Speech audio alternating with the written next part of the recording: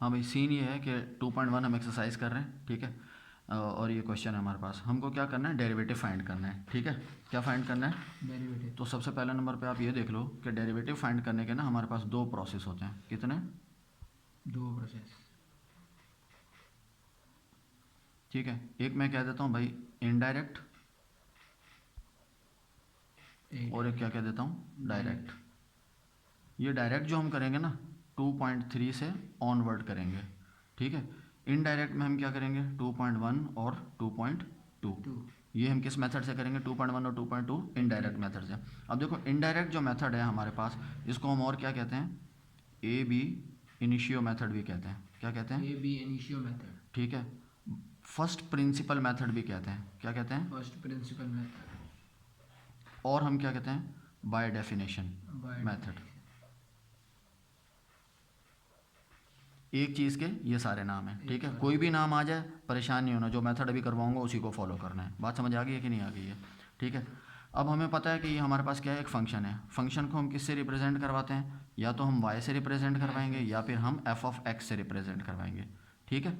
y equals to F of X, यानी y लिखो या f ऑफ x लिखो, एक ही बात है। इसको पढ़ते कैसे हैं, y is a function of x, बोलो y is a function of x। इसका मतलब ये है कि जो फंक्शन हमारे पास है उसमें वेरिएबल जो है वो क्या है, x है। अगर यहाँ पर वेरिएबल t होता तो हम यहाँ पे क्या लिखते हैं, t, यानी y is a function of t।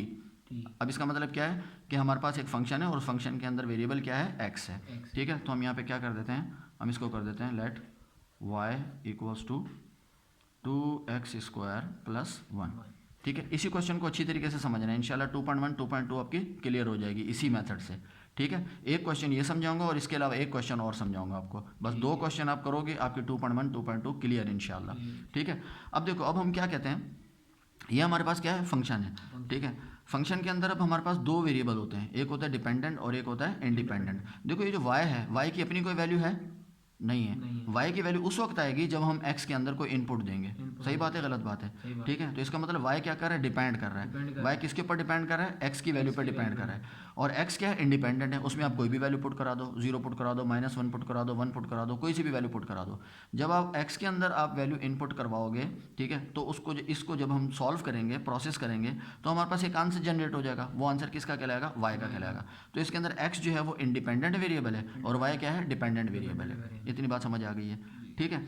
चलो जी, अब हम क्या कहते हैं, हम ये कहते हैं कि हमारे पास क्या है, ये जो x है, इस x के अंदर चेंज आ रहा है।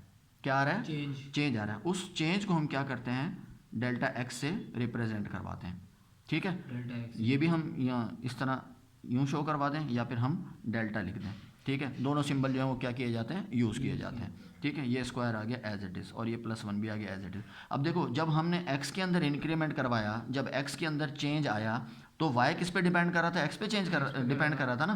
तो जब x के अंदर चेंज आया तो फिर y के अंदर भी तो ऑटोमेटिकली चेंज आएगा कि नहीं आएगा, आएगा। तो उसको हम किससे रिप्रेजेंट करवाएंगे, डेल्टा y से। इतनी बात समझ आ गई। x की वैल्यू के अंदर चेंज आने से y की वैल्यू के अंदर भी क्या आएगा, चेंज आएगा। यहाँ पे इंक्रीमेंट हुआ है तो यहाँ पर भी क्या होगा, इंक्रीमेंट होगा। यही इंक्रीमेंट हमको मालूम करना है, यही चेंज हमको मालूम करना है। और ये जो चेंज हमको मालूम करना है, इसी को हम डेरिवेटिव कहते हैं। डेरिवेटिव मालूम करने का जो प्रोसेस है उसको क्या कहते हैं, डिफरेंशिएशन कहते हैं। क्या कहते हैं, डिफरेंशिएशन। तो डेल्टा y हमें मालूम करना है, तो y इधर प्लस में, इधर आके क्या हो जाएगा, माइनस हो जाएगा। इतनी बात समझ आ गई, ठीक है। अच्छा, यहाँ पर देखो स्क्वायर का फॉर्मूला ओपन हो सकता है कि नहीं हो सकता, a + b का होल स्क्वायर क्या होता है, a + b का होल स्क्वायर बताओ क्या होता है, a square + b square + 2ab। इसको पहले लिखो बाद में लिखो, कोई फ़र्क नहीं पड़ता, ठीक है। तो इसको ओपन करा दें हम फॉर्मूले से, बताओ क्या आएगा, एक्स स्क्वायर आ जाएगा प्लस डेल्टा एक्स स्क्वायर आ जाएगा और प्लस 2x और डेल्टा x आ जाएगा। इतनी बात समझ आ गई, ठीक है। +1 आ गया एज इट इज़ और ये +y था, इधर आके क्या हो जाएगा, -y। बोलो यहाँ तक समझ आ गई तो मैं आगे चलूँ, एनी प्रॉब्लम, नो प्रॉब्लम। अब ये 2 इस पूरे ब्रैकेट के साथ क्या हो रहा है, और y की जगह y की वैल्यू पुट करवा देंगे। y की वैल्यू क्या है, ये है 2x² + 1, ठीक है। 2 को इससे मल्टीप्लाई करेंगे क्या हो जाएगा, 2x², 2 को इससे मल्टीप्लाई करेंगे 2 डेल्टा x² और 2 को 2 से मल्टीप्लाई करेंगे तो हो जाएगा 4x delta x +1 as it is आ गया, माइनस एज इट इज़ आ गया और y की जगह y। अच्छा देखो, माइनस था ना, तो जो y की वैल्यू पुट करवाएंगे उसका साइन चेंज कर देंगे, किस वजह से, ये माइनस की वजह से, क्योंकि माइनस इन दोनों से क्या हो जाएगा, मल्टीप्लाई। तो ये हो जाएगा -2x² - 1, delta Y as it is आ गया। अब यहाँ पर देखो कुछ कैंसिल हो रहा है, 2x² माइनस में है, ये प्लस में कैंसिल हो गया, ठीक है, +1 और ये -1 कैंसिल हो गया, क्या बचा हमारे पास 2 डेल्टा x² प्लस 4x और डेल्टा x। कुछ कॉमन आ रहा है इसमें से, डेल्टा एक्स और 2 भी 2 कॉमन आ रहा है और क्या आ रहा है, delta X delta x common आ रहा है, तो ब्रैकेट में क्या बचेगा, यहाँ बचा delta x plus 2 2x। Any problem? No problem. ठीक है, अब हम क्या करेंगे, अब हम ये करेंगे कि divide by delta x on both side. हम इधर भी क्या करेंगे, डेल्टा x से डिवाइड करवा देंगे और इस वाली साइड को भी क्या करेंगे, हम डेल्टा x से डिवाइड करवा देंगे। बोलो बात समझ आई है या नहीं आई है?